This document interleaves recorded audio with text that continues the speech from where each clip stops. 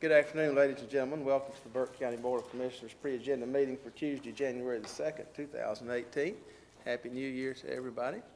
Glad to see you this afternoon. I'll ask you to silence your mobile devices at this time if you have those with you.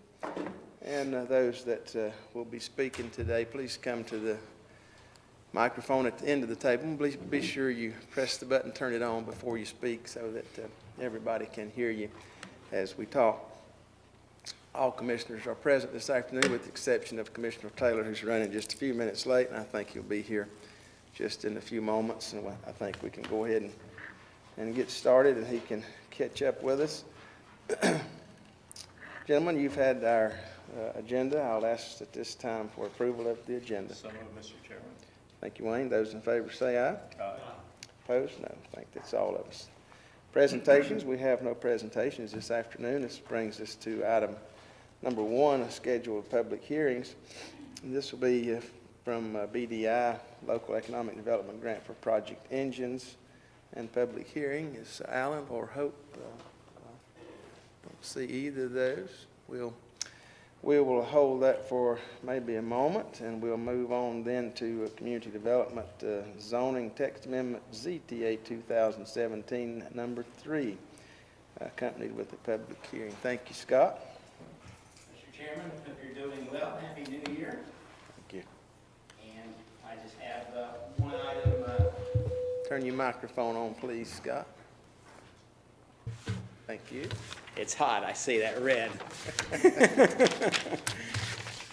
I hate it when there's a hot mic and I don't know it. So I just have one item today, and that's zoning text amendment 2017-03. And as you recall, on November 7th, 2017, the citizens of Burke County voted to approve the sale of alcoholic beverages countywide in Burke County, and that did carry and was approved, and the Board of Elections on November 17th, 2017 certified those results as being true and correct. So existing businesses that meet the requirements of the ABC Commission can now apply for permits to sell alcoholic beverages. And in our office, since this passed, we've had 13 different individuals come in and to request us to approve their ABC licenses on the zoning part. And we also conduct premises inspection for safety. And so we've conducted 13 of those as well. What we have here is a text amendment, since before this we were a dry county and we weren't allowed to have bars and breweries and eating establishments that sold beer and wine and that kind of thing. So we needed to update our ordinance, and we needed to add some definitions to the ordinance, and we needed to add some rules that pertain to the use and sales of alcoholic beverage control. So we will need to hold a public hearing, and we will need to also adopt a zoning consistency statement. And the first part of the changes that we were looking at doing added several new definitions under section 402, which are specific definitions in the zoning ordinance. I'm not going to read to you all of them, but I'm just going to tell you what they are. So some of the new definitions will be for alcoholic beverage control board, ABC store, a bar, a distillery, a drinking establishment. And let me quickly explain the difference between the bar and the drinking establishment. Is a bar can sell mostly alcohol, and the drinking establishment usually sells more food but also sells alcohol as well. And then there's a 50% rule on the ABC permit that they're supposed to abide by. We also have added farm brewery, which you're all well aware of. We also added a term, farm winery. We added definitions for winery and brewery, and of course, those two are the ones that do not rely on agricultural products or exemptions. We added a definition for agritourism, which of course is late in coming. Probably should have added that a long time ago for other things that we're up to in the county, and we added agritourism structure. We deleted one definition, and the definition that we deleted in section 402 is agricultural use, because the General Assembly has updated their laws, and they now term these things bona fide farm. So we added the bona fide farm definition, and it's set out in North Carolina General Statute 153A, 340B as amended. Do you all have any questions on any of those items that I could answer before I move along? Any questions for Scott? Madam Clerk, you will note that Commissioner Taylor has arrived. Afternoon. Scott, you Yes, sir. have the list of the 13 establishments. I don't have them with me. We can certainly make What kind of those. establishments were they mostly? A whole lot of them were convenience stores, and a couple of them were also eating establishments as well that would like to serve. All right. But a whole lot of them were convenience stores. All right, good, thank you. So the next area of the ordinance that we needed to update is we needed to amend section 920, which is the table of permitted and permissible uses by district. And as you all are all aware, the county is divided up into several zoning districts that have different allowed uses based on residential or commercial, office, institutional, or industrial. And what we did is we set out to, and you all have a copy of the table area that will be changed, and it shows that the farm breweries are exempt all the way across. They're not totally exempt, because remember, they have to come before you all, and you all have to do a resolution to approve a farm brewery. And we have farm winery. It's showing exempt all the way across as well. They're not truly exempt either, because they have to have the same type of approval, but it's through the ABC Commission, which approves them and allows them to be exempt from zoning rules and regulations. We added the ABC store, the nightclubs and bars and breweries under PRMU. You'll see they're added as a conditional use. Conditional use, of course, means that it has to go to the Board of Adjustment, and that conditions will be placed upon that to make sure that the establishment blends in with the neighborhood or the intentions of the county. The other area is RMU. RMU makes up the largest part of our county, and you can see that an ABC store, for instance, has an X, and X means that it is a use by right. Otherwise, it's a conditional use. So the bar and nightclub would be a conditional use. The brewery would be a permitted use. The distillery would be a permitted use. The drinking establishment would be a conditional use. So you can see that the thinking is those places where people are consuming alcohol would have more restrictions and would be looked at more closely than places that are just making alcohol, packaging it, and selling it. Neighborhood business is the next category, and virtually everything in there, both nightclubs, brewing, distilling, they're all conditional uses, because in the neighborhood business areas, sometimes you have residential going on, churches, social things, and things of that matter. So we want to look at each case individually to make sure it fits in well with Burke County. In the general business, you wind up more like the towns, and so you see that the categories change from conditional use to use by right. And so that's also the case with the general business conditional district. Most all those are use by right. We had a few areas in light industrial. We do not have bars and nightclubs or drinking establishments in the industrial district, because of course that's not the intent of the industrial district. It's to manufacture things, goods and things like that.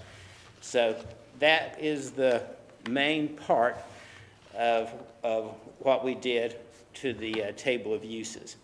I took a little time on that, more than you may have wanted to, but I think it's important to understand those differences because this is actually a big deal in the zoning ordinance and the things that play out into the future. So we tried to think this through the best we could. Another thing that we did was we amended Article 9, special provisions by adding the new Section 1120. And what that does is Section 1120, winery, brewery, and distillery, it adds some specific things in the planned residential mixed-use zoning district. So it increases the setbacks, for instance, for those things when they're in the PRMU district, and it does some other things that are listed there. And I'm happy to answer any questions you fine gentlemen may have. All right, any questions for Scott on this item? Mr. Chairman, I have a couple. Scott, you said this is a big deal, and it is. The questions that I have, more or less, runs in the effect of the estimated cost range of low to high to get into this business. Is there a rule on that? Does that differentiate in the how they're licensed, et cetera, et cetera? Through the ABC Commission? Yeah. Not that I know of. I think that the ABC Commission has a checklist for each type of permit that they issue, and some of those require the user to get additional approvals. So I don't believe a felon, for instance, is allowed to sell alcohol and get an ABC permit. But as far as monetary, I don't think that that's part of it. So if I want to get into this business, which I don't, but if I wanted to, what am I looking at it cost to be profitable? Each permit has different costs associated. So if you are a bar, for instance, you might have to have 3 and 4 ABC permits to operate. You might have to have one for beer, one for wine, one for spirits, and if you're distilling and brewing, you might have to have one for that as well. So it depends on what you want to do, and I'm just not up on what all those costs are. Well, and you know, if you're not doing anything now, you just want to get into it, do you also approve the location that it's going? We do, unless it's exempt. And so that's what this table does, is it makes it allowed or allowed by condition. So anything that's a conditional use, the Board of Adjustment could say that's just not appropriate for that area, and they would deny it. The summary said there'd be no effect on the budget. Right. But I would ask you, do you anticipate enough of these applications, et cetera, that you'll need more employees? No, sir. We anticipate probably another 10 to 15 of these applications will come in this year, 10 to 15? probably, Okay. because the people that were really waiting were already ready, and they've come in initially. How about enforcement from the sheriff's office?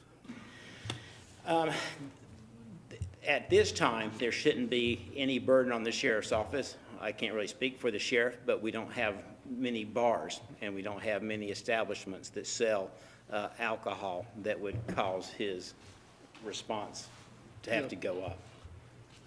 The last question or comment, I noticed that only the farm brewery category is first approved by the county commissioners and also requires a public hearing. That's right, sir. That's the only one. That's the only one. Okay. Thank you, sir. Yes, sir. That's all I have, sir. All right, any other questions for Scott? All right, thank you, Scott. Thank you, Hearing gentlemen. none, we'll move on to the consent agenda at this time. Item number 1, Blue Ridge Community Action Community Service Block Grant. That'll be presented by Matt. Afternoon. Good afternoon.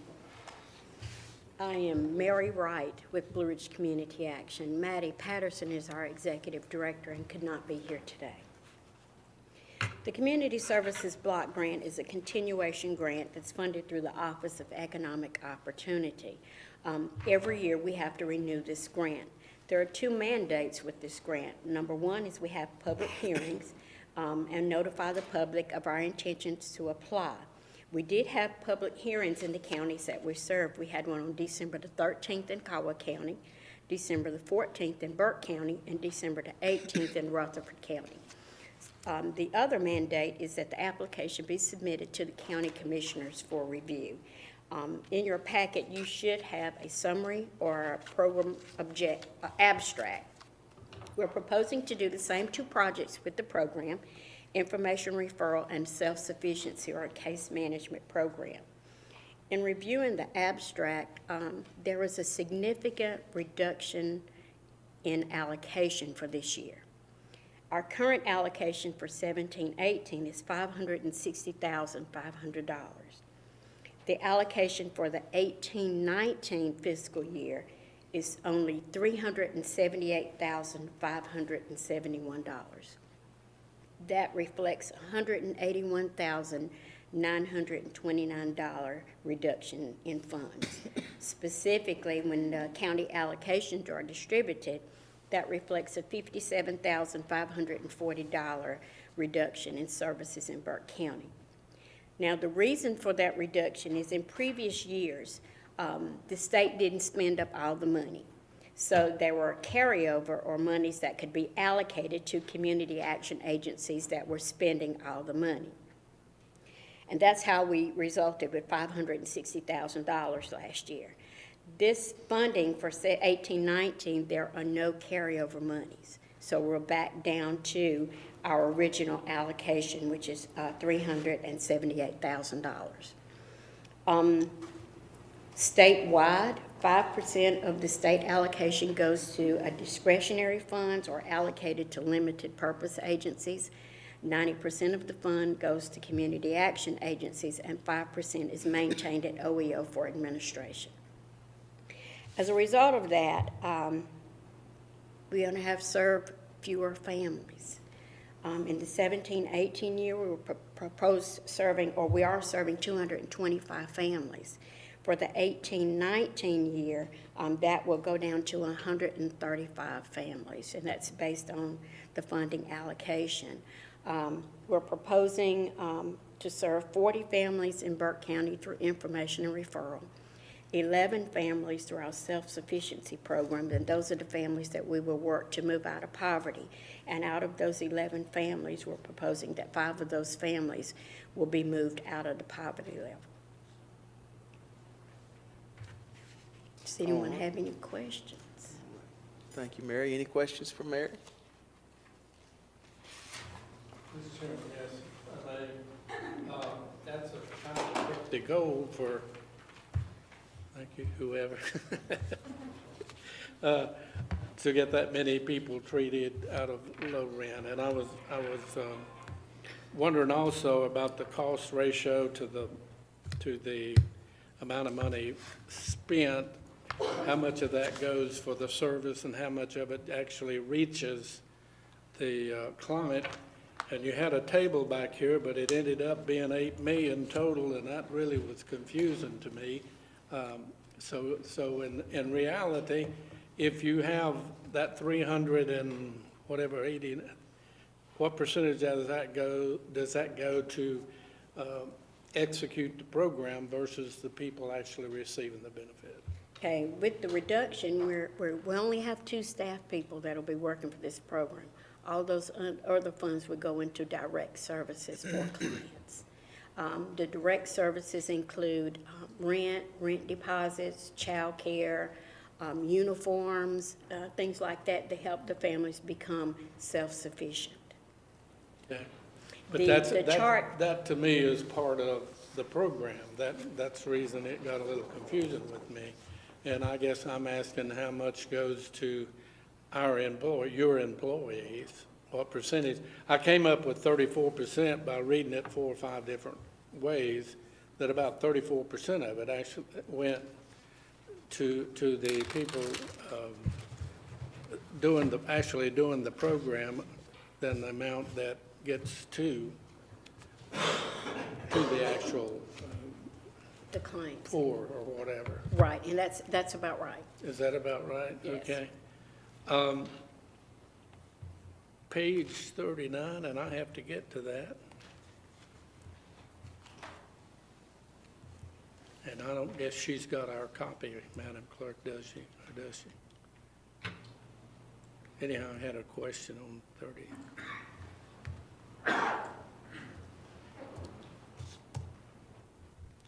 Section J.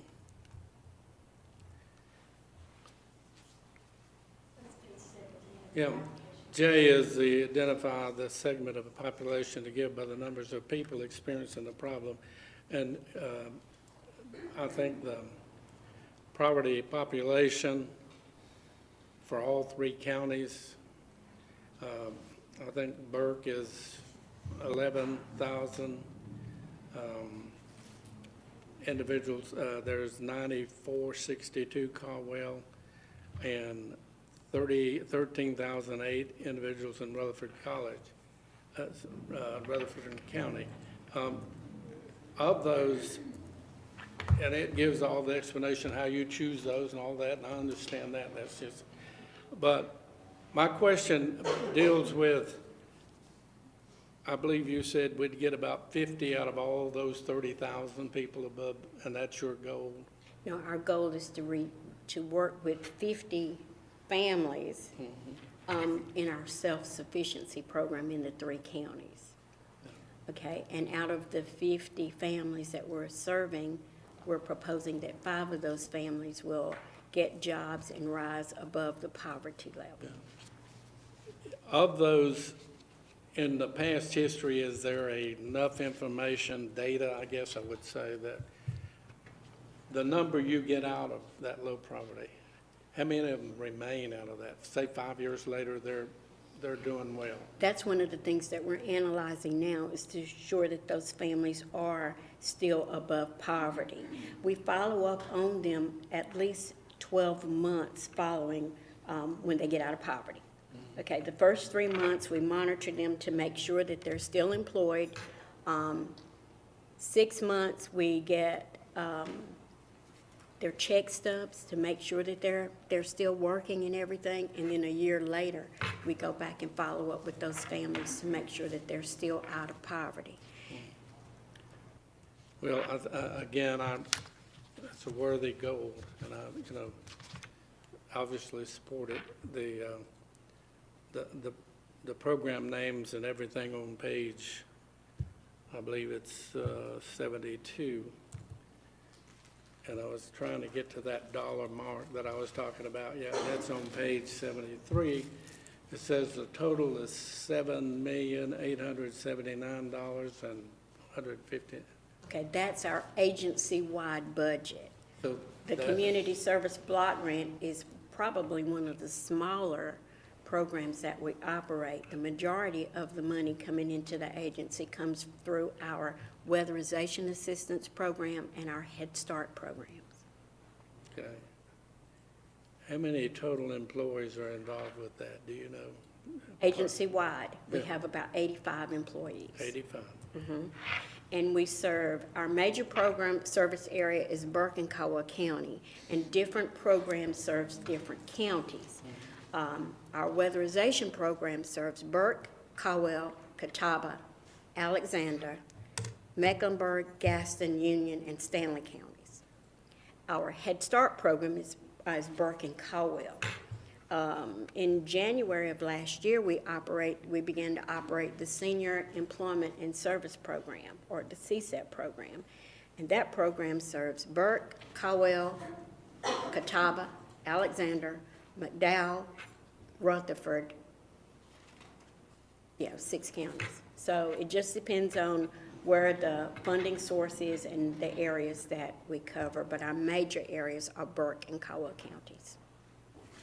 My daughter worked with Head Start for a while, so I'm very familiar with that.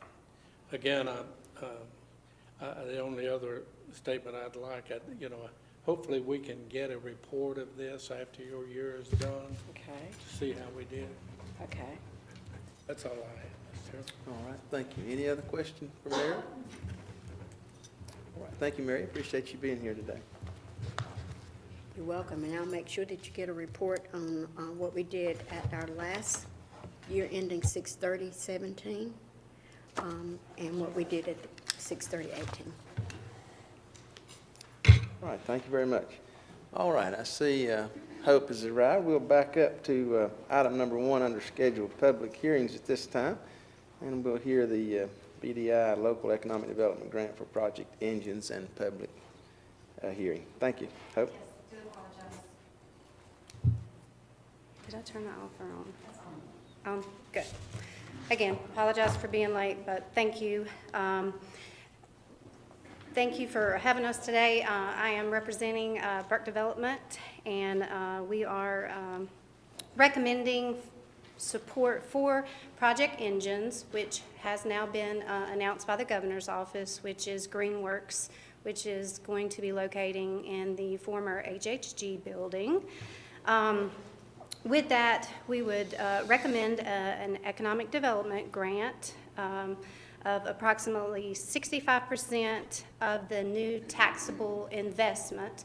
They anticipate investing approximately $10 million in the facility and adding at least 94 new jobs. They will be paying at or above the county's average wage. And I guess the county's portion, based on a $10 million, would be approximately $45,175 annually for 6 years. The city of Morganton is also proposing an economic development grant for this project as well. I would be glad to answer any questions that you would have on this project. All right, thank you, Hope. Any questions for Hope on this project? Brian? When you said the city is offering an incentive, they are offering the exact same incentive rate and amount that we're discussing? It would be 65% of their tax rate Yeah. of 53 cents. Yeah. Yes, sir. Okay, because I just wanted to make sure Yes. one wasn't doing one thing and the other and doing another. No, sir. Mr. Chairman, Yes. Hope, remind me, which building is that? That's used in an It is- existing building, correct? Yes, it's the former HHG that's located off of exit 98 Cosby Road. A lot of people know it by Drexel Heritage, because I guess for years and years, it's about 510,000 square feet. Good. I thought I remembered correctly, just refreshing. Yes. Other questions for Hope? All right, hearing none, this will remain on the agenda without objection. Thank you, Hope, for being here. Thank you. Okay, this takes us back down to item number 2 under consent agenda now. This will be Big Brothers Big Sisters proclamation declaring January 2018 as National Mentoring Month. And I believe Dorian Palmer's here. Good evening, guys. Every year I come to you with a request for the proclamation declaring January National Mentoring Month. This year we did bigger than we've ever done before. We've invited the governor to offer a proclamation, and we offered all the municipalities within the county to do a proclamation, as well as the county commission. So my request is that you guys would do that proclamation for us. All right, thank you. Any questions for Dorian? You've had this proclamation in your package? All right, Thank you, without guys. objection, that'll remain on our consent agenda. Thank you, Dorian. All right, item number 3, Board of Commissioners resolution regarding K-3 class size reduction implementation. Gentlemen, we've all been following this item for some time, concerned about the legislature's reducing class sizes and the impact, financial impact that it may have on our individual counties. And so we felt like it was important to send a message to our legislators to ask them to fund that appropriately, and also to move forward at such a pace that the county school systems can be able to handle those adjustments. You've had an opportunity to see this resolution. Any questions about that?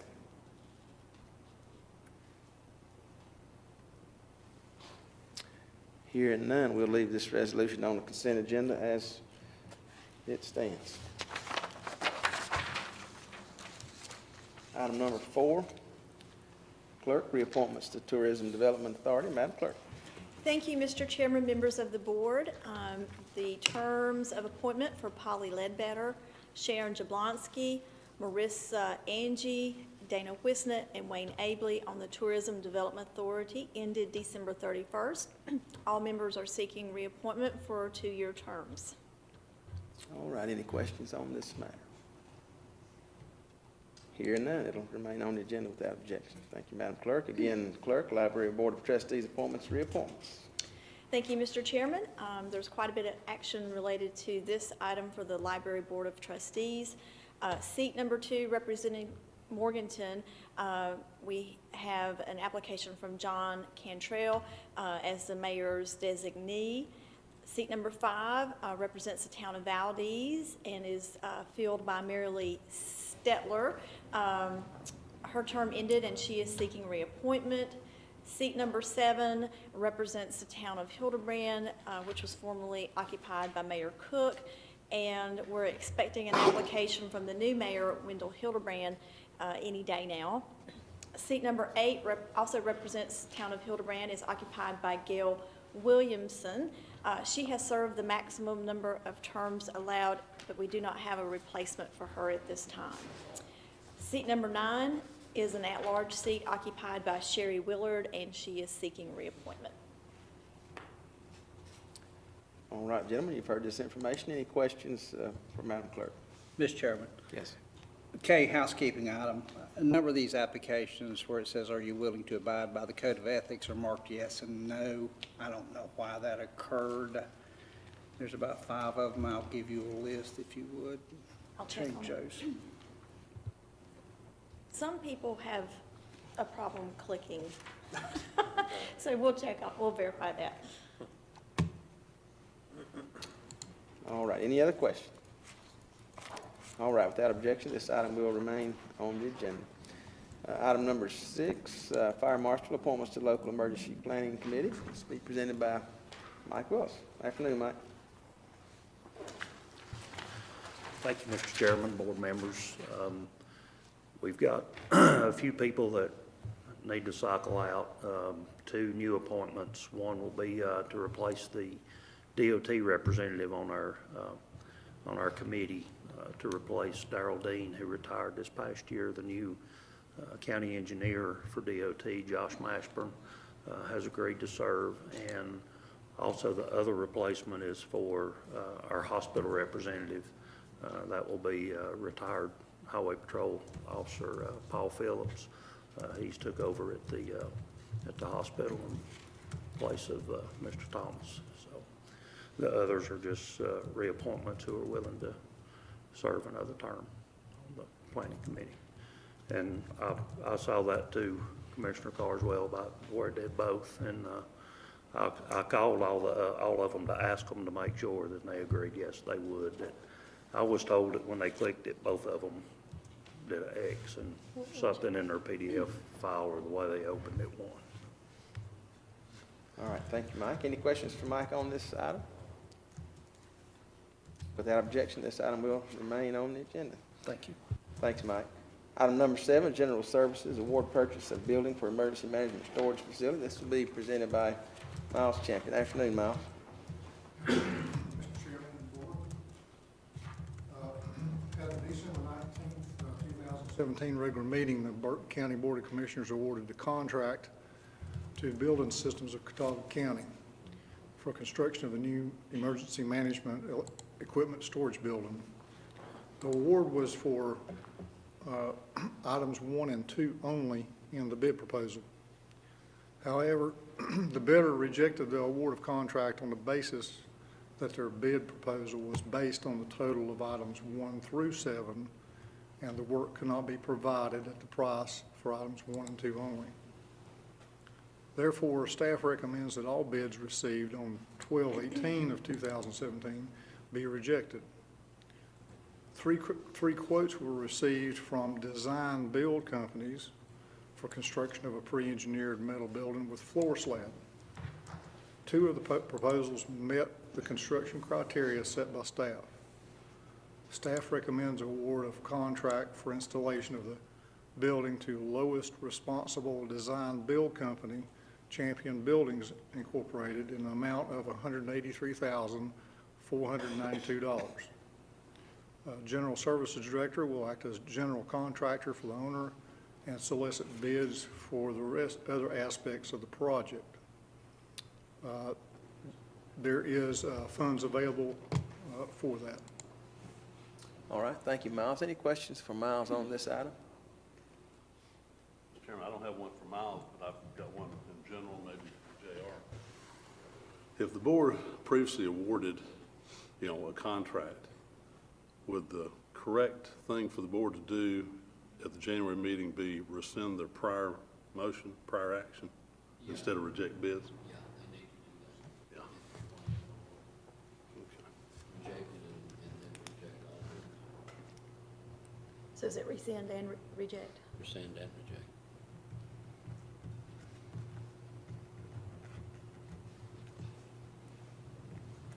Who is, Mr. Chairman, who is the owner of Champion? Was it Champion? Excuse me. Champion Buildings, Yeah. Who's the president, the CEO? Keith. Terry? No, I think it's Keith. I'm trying to think of the last name. I have it in my file in my office. Would like to go on record, there is no possible relationship between Champion Buildings, Inc. and me. Oh, no, that wasn't the reason for the question. I understand, yeah. I have not heard anything about Champion. I've heard some stuff about, and just wondered if the ones I heard was the CEO of that. Okay. That's the reason for the question. Had nothing to do with you. They are based out of Wilkesboro. Wilkesboro, well, it's not the same firm then. We're good. Other questions? All right, without objection, this item will remain on the agenda then. Will that have to go to decision, Madam Clerk? For the, just write it up in this manner. Unless you want. Okay. Are we doing Mr. Chairman, are we doing a recension vote, or how are we handling that, JR, did you say? Yeah, the board should vote to rescind the contract previously awarded, then should vote to reject all bids, and then should go forward with what Miles has proposed. Was that under decision last month? Yes. I believe it was, since we probably didn't get the bid till the very day of. Yeah, okay. So we'll move this item to decision then. Is that more appropriate, JR, you think? I believe it would be under those circumstances. Everybody okay Chairman, with a that? comment, please? Yeah. JR, do we need to discuss this some? Is there an opportunity or a chance we'll get legally sued for rejecting one we've already accepted? Well, no, he's rejected us. Oh, Yeah, we okay. awarded him the bid, and then he said that his bid was based on doing projects 1 through 7 and not just projects 1 through 2. So he's rejected us, so we need to go back and reject him now. Okay. Okay, so this item number 7 then will be moved to a decision item. All right, item number 8, general services, purchase of small excavator to move white goods at the landfill. Again, Miles. White goods such as refrigerators, stoves, clothes washer, dryers are accepted to the Johns River Waste Management Facility. These items are stored at a designated location and prepared for disposal off-site. Solid waste personnel currently moves white goods by hand with a high risk of personal injury. Purchase of a small excavator with a bucket and thumb will significantly reduce the risk of injury and enable personnel to place white goods more safely and efficiently. Burke County has received $250,000 in grant funds specifically for the use of managing white goods, including purchase of equipment for moving those goods.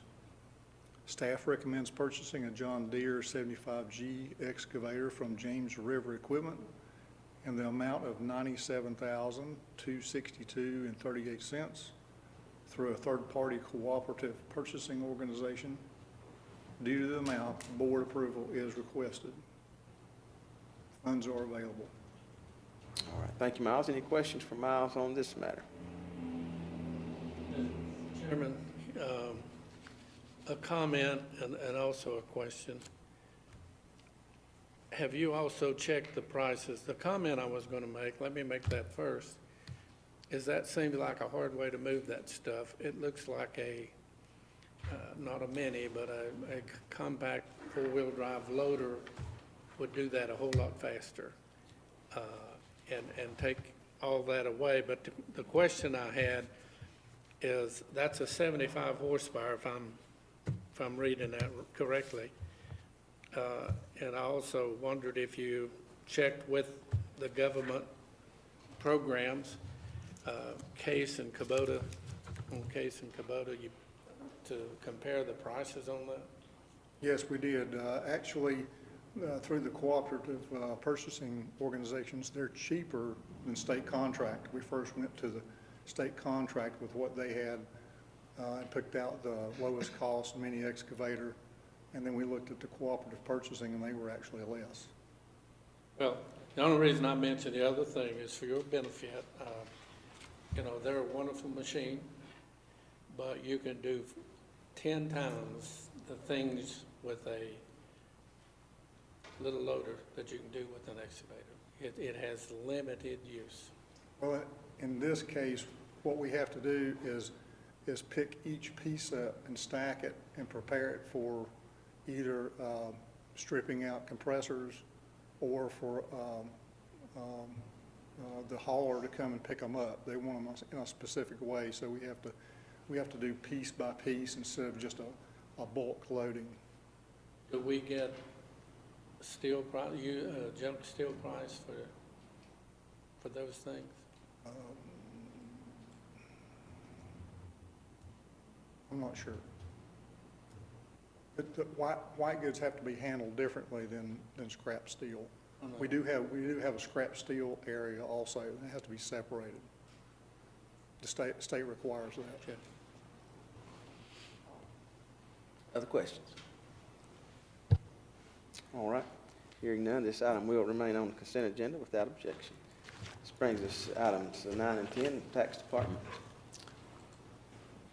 First one, the release refund report for December 2017. Afternoon, Danny. Afternoon, gentlemen. I apologize, I've not had the opportunity to finish these reports at this point in time since we just came back this morning. I do not have the release refund report. I'll have it to the clerk tomorrow. The tax collection report, I can give you the numbers. I did not have the opportunity to put them in formal form, though. Okay. Anybody want those numbers right now, or get them in print when he can have them available? It's all right to me to get them later. We'll have them well in advance of our meeting 2 weeks from today. It's just really hard to get all that together on the same day you come back. Half a day. Any other questions for Danny? All right, thank you, Danny. These items will remain on the consent agenda without objection. Mr. Chairman, if I could make a comment. Yes. Just for the benefit of our taxpayers, the tax office has sent out their personal property listing forms and their business personal property listing forms. If taxpayers have not received them by today, they'll come in the next couple of days. A lot received them Saturday. And we also have a real estate listing letter that went out, and I forwarded that information on to the county manager and Paul. It's something in lieu of a listing form that we are trying this year. And I'll be glad to discuss that with anybody that wants to talk about it. All right, thank you, Danny. Any questions on these matters? All right, thank you, Danny. Thank you for your time. All right, this brings us to item 6 on the agenda. Number 1, Board of Commissioners ordinance to allow the sale of alcoholic beverage before noon on Sundays as license permitted.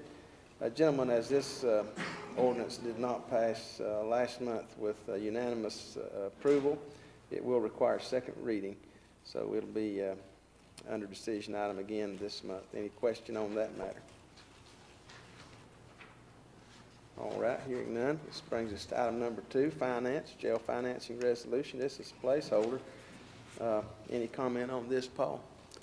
No, the bond attorney is scheduled to send out another draft of the documents this end of this week.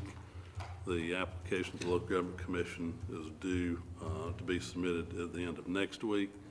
The resolution that you'll have on the upcoming meeting is just a sort of a follow-up to the one you previously adopted.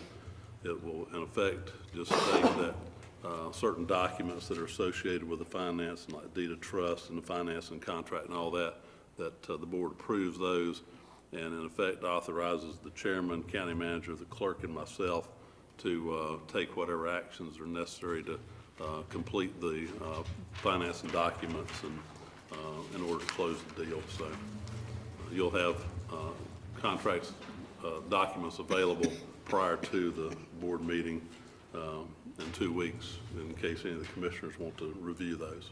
So. All right, thank you, Paul. Brings us to number 3, County Manager, presentation of GMP for jail construction. Again, this is placeholder. Brian? Thank you, Mr. Chair, members of the board. As you're aware, we're using the construction manager at risk process for this project. They have sought bids for different elements of the total project, and they are now analyzing the results that they have. And I should have a response from our CM at risk somewhere around the 8th of January with a guaranteed maximum price. So I'll get that to y'all as soon as it's available to me. All right, thank you, Brian. Any questions from Brian on this matter? All right, this brings us to item number 4, Board of Commissioners, Razor Ridge Road. This will be presented by Joseph Depp. Mr. Depp, thank you for being here this afternoon. Good afternoon, Mr. Chairman, members of the board. You may recall that I was before you at your meeting in November to talk about a road out in the western part of the county, commonly known as Razor's Ridge Road. At that time, I had indicated that I would be asking the board to consider a resolution to submit to the North Carolina Department of Transportation. Mr. Simpson has graciously prepared one that appears to be, in my view, within the guidelines of NCGS 136-67, which deals with neighborhood roads. During the period of time since then, I've had an occasion to talk with Jason Butler, who is one of the engineers in the Marion office, and he has sent us the information that we're going to need to submit to them if the board does in fact pass a resolution asking the Department of Transportation to review this road, and then they will make a decision based on our submission of the petition as to whether or not they will undertake to put it in a passable condition. Since we were here the last time, when it snowed, the neighbors sent me pictures of this road, and it generally speaking was basically unpassable. So we're asking the board to consider the resolution, which I'm not sure you have a copy of, but Mr. Simpson prepared, which based on my discussions with Mr. Butler would trigger their review of getting this road fixed up. And so that's what we'll be asking for you on your next meeting. All right, thank you, Mr. Depp. Gentlemen, you do have this resolution before you. Any question on this resolution? Mr. Chairman. Yes. Mr. Depp, how long does the DOT have to review this process? And if they do review and they deny, is there an appeal process? I am not sure of their review process. The information that they have given us to petition the department to review is fairly lengthy and fairly complex. I'm sorry I do not have the information. I will certainly have that by the time we come to the January meeting. Okay, if you would also check, see if there is an appeal process just in case. Okay. I'll be happy to get that information presented at that time. Any other question on this matter? Mr. Chairman, a couple of comments and a couple of questions. I visited this road on 2 different occasions, and also talked with DOT on 3 or 4 different, trying to get a petition, et cetera, for the residents that's on that road. And there seems to be a hang-up, and this is the reason I'm making these comments, is that the developer did not fulfill his part of the deal when they built that road. It wasn't built up to specs. DOT came down with me, we went through the process, and at that time, he said if they would, meaning the residents, would get together and bring it up to code, that they'd take it over and keep it up from there on. Their estimated cost at that time was $50,000, and the price per lot would be about $1,000. And keep that $1,000 in your mind, gentlemen, because if you order a new water line from Burke County and you do a petition, it's about $1,000 the time you get through with it to get water, just for the water. And this would be a paved road, brought up to specs of a paved road. And I think from our point of view, for me especially, I'd like the opportunity to meet with DOT and maybe this entire board. And here's the reason why, and I think you'll understand this. If they break the rule for this, how many other contracts are they going to have on their table within a month or 2 to do the other roads? And there's one on the eastern part of the county that I got involved, and it's just like this. And the developer did the same thing. He did not come anywhere near for what he was supposed to do. I think they figured he may have spent 25% on that road that should have been corrected. So, and I say that simply because you know, we need to fully understand what these actions will do. Obviously, we don't want to get in a reverse suit by DOT, but anyhow, I don't think they'd do that. But I probably am a little better understanding all the way around on this. I don't see, and maybe I'm wrong, but I'd love to help those folks get a road in here. That is not the point. The point is we need to do it in a manner that we have the least rebuttal for. And, you know, DOT says it's just impossible, the rules are this, and this is where we want to be, then I think we would look at this a little bit differently, not that we still wouldn't want to do it. But I also asked a couple of them up there if we could get, you know, some sponsors, some other help or a grant, and, you know, could they come up with half of it, which would be $500 per lot. I never got a response on that. I never did get a response. I think they gave up, and now you got more interest in it again. But that's where some of the comments I wanted to make. All right, thank you. Any other comments on this matter? All right, hearing none, this item will remain on the decision agenda. All right, this brings us to item number 4, reports. I'm not aware of any reports. Any report or comment from anyone at this time? Steve? Mr. Chairman, members of the board, you're aware we're scheduled to have an opening of EMS Base 6 on the 10th of January. Mother Nature is throwing a bit of a kink into the works on that in regards to getting the driveway paved from the concrete area outside the bay doors down to the street. And I've talked with our architect this morning. He is trying to make an appointment for me and the contractor and him to see what options we have. So I will get back with you as soon as I know of anything, if we are going to need to delay this or not. I would hope not, because the need of the ambulance service is there. If we have to do some things in the interim until warmer weather comes about, you know, we may just have to do that. It's not ideal, but the base would still be, or could be, functional. So I will update you as soon as I can, but I did want to make you aware of that. All right, thank you, Brian. Any other comment from anyone? Mr. Chairman? Yes.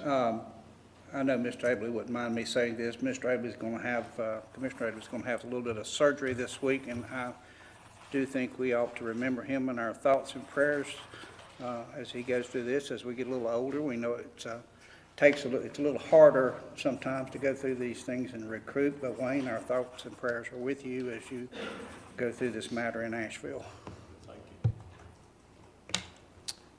All right, any other matters this afternoon? Mr. Chairman, if I may. And we'll have to go through this again next meeting. You'll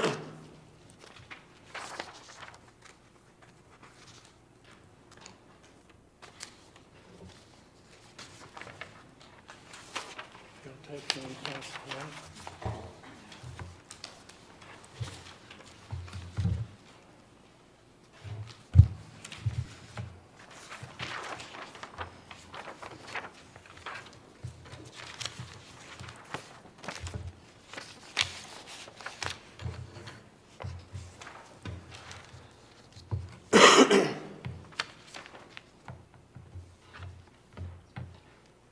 This is in reference to our last meeting. And gentlemen, this is the third time that I have been abused by a ruling that is incorrect. And this is such a simple thing, it's an embarrassment to even bring it up. What does the word consent mean? It means everybody in agreement, and the ruling and the training that's been provided to us on several occasions goes through that. And when you have one commissioner who wants it off of consent, it's not an arguable question, it's not a debatable question, it is automatically put on the decision item. Now, I'm not going to read this verbatim to you. This lady says it a whole lot better than I could say it anyhow, but the purpose to request that was in talking to two different attorneys, and they agreed with me that that contract needed some work on it before we signed it. It's a one-way contract. I'm trying to remember a couple of the questions on that contract. There's a second paragraph on the second page. And it says they are allowed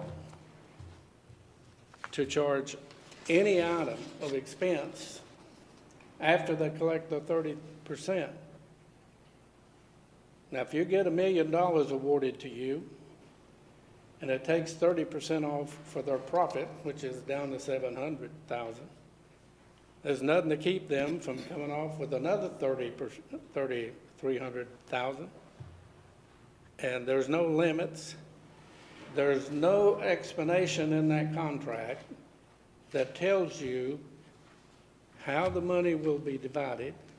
Will it be by population of county? Will it be amount of money per county?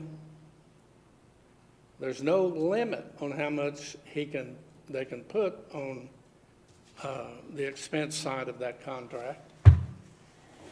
And if 6, 8 of them are meeting at a big motel somewhere, resort area, and one of them has a heart attack, you might even be charged for a heart attack. So that contract needs to be revisited. It needs to be corrected to where we have at least a high and a low idea of how much it's going to cost us. It does not. That was the reason for me to ask for it to be brought back down to decision. All right, thank you, Commissioner Taylor. We'll take those comments into consideration. Any other matters to discuss today?